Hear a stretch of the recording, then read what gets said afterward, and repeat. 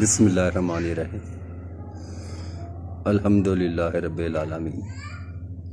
پاک ہے وہ ذات جس کی حمد و ثنا سمندر کی گہرائیوں میں ہر چیز اللہ کی حمد و ثنا کرتی ہے۔ میرا آج کا موضوع ہے سانڈو کی کیا دوستی، کیا سانڈو کا ساگ، کتا ندی نہایت کدی نہ ہوے پاک۔ یہ مثال بنی ہے سیاڑیوں کی کہ اکثر میں تھوڑا سا وہ جو پرانے لوگوں نے مثالیں بنائی ہیں ان پر بھی میں غور کر رہا ہوں کہ مثالیں انہوں نے کس کس موضوع پر بنائی، کیا وہ درست ہے یا نہیں درست، لیکن میں نے وہ حساب لگایا کہ وہ مثالیں بالکل درست ہیں۔ وہ دانے لوگ تھے جنہوں نے مثالیں بنائی تھی۔ تو میرا آج کا یہی موضوع ہے کہ سانڈو کی کیا دوستی، کیا سانڈو کا ساگ، کتا ندی نہائے اور کدی نہ ہوے پاک۔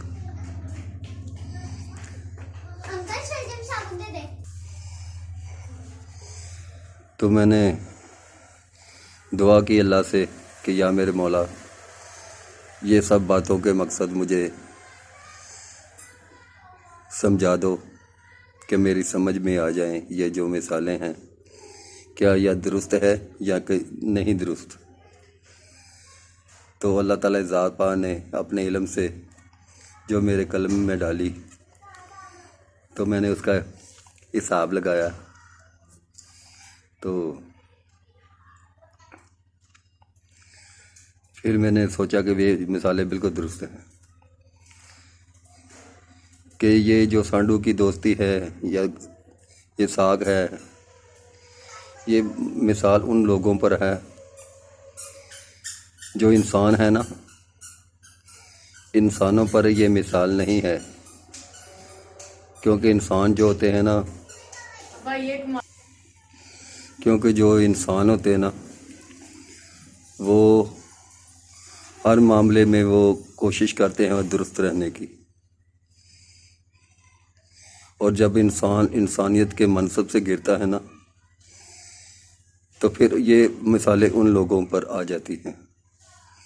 جو انسان ہے وہ انسانیت کے منصب سے نہیں گرتا، وہ افضل انسان ہوتے ہیں جو اپنے آزمائشوں میں پورے اترتے ہیں اور شیطان کے وسوسوں کو سمجھتے ہیں۔ اس لیے جو کچھ رشتے محرم اور کچھ رشتے نامحرم رکھے ہوئے ہیں اللہ نے، اور نبی پاک صلی اللہ علیہ وسلم نے ان پر خاص طور پر وہ جیسے سالے سالی اور بنوئیے کا رشتہ ہے، یہ بھی نامحرم ہے۔ جب ان رشتوں میں ہم پڑھتے ہیں، شادی ہوتی ہے، نئی شادی ہوتی ہے، اس بندھن میں جو بنتے ہیں ظاہر ہے پھر وہ سالی اور بڑھوئیے کا بھی رشتہ ہوتا ہے، اور سانڈو کا بھی رشتہ ہو جاتا ہے، وہ پھر دیور اور برجائی کا بھی رشتہ ہوتا ہے، دیور جیٹھ کے بھی رشتے ہوتے ہیں، یعنی کہ لڑکی کی طرف سے بھی اور لڑکے کی طرف سے بھی۔ اور جو لڑکے کی طرف سے رشتے ہیں وہ دیور اور بھابھی کا، اور نبی پاک صلی اللہ علیہ وسلم نے فرمایا کہ یہ دیور اور بھابھی کا رشتہ یہ ایسے ہے جیسے موت ہے، موت۔ اس پر بھی میں نے سوچا کہ یہ نبی پاک صلی اللہ علیہ وسلم نے فرمایا تھا یہ کس معاملے پر یہ موت ہے، کیونکہ اگر اس رشتے میں اگر کوئی بھابھی اور دیور کا رشتہ جو اس رشتے میں اگر جو خرابی پڑتی ہے تو یہ وہ بلائیں ہیں جو انسان اپنے بلائیں ہیں جو اپنے سر لیتا ہے۔ یہ بلا پھر وہ صرف وہ رشتوں کو نہیں کھاتی، یہ کئی رشتوں کو کھا جاتی ہے۔ یہ پورے خاندان کی موت ہے کہ یہ بلا پوری خاندان کے اوپر ورتی ہے، یہ ایسی بلا ہے۔ اور جو سانڈو کی دوستی اور جو میں نے آپ کو بتایا تھا یہ بھی ویسے ہی ہے کہ یہ رشتہ کہ اگر جو ناپاک رشتے ہیں اور پاک رشتے، جو انسان ہے وہ پاک رشتے ہمیشہ رکھتا ہے، اور جو ناپاکی والے رشتے ہیں اگر جو انسان اس رشتوں کو پامال کرتا ہے تو اللہ تعالیٰ ذات پاک پھر ویسے ہی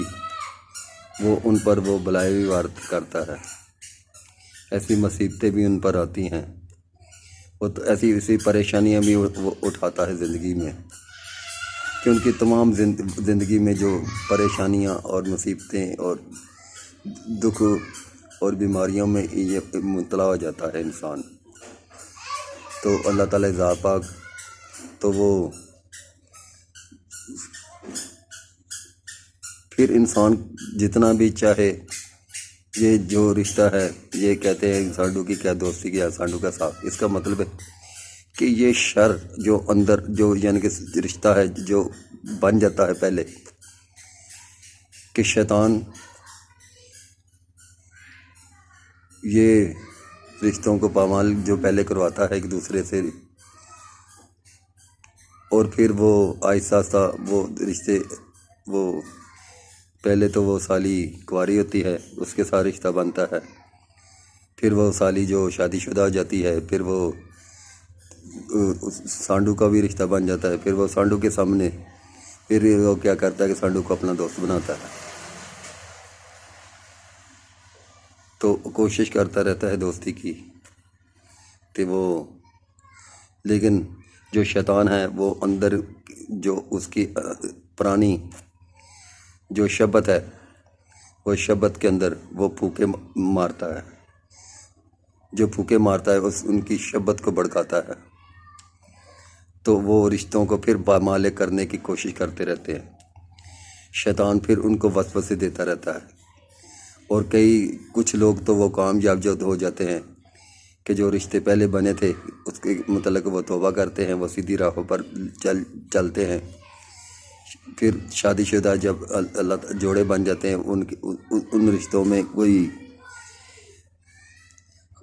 خیانت نہیں کرتے، تو وہ تو اللہ تعالیٰ ذات پاک ان کی وہ پہلے جو غلطیاں ہوتی ہیں کوتاہیاں ہوتی ہیں وہ معاف کر دیتا ہے، اللہ ان کی راہ سیدھی کر دیتا ہے، اور جو پھر بھی وہ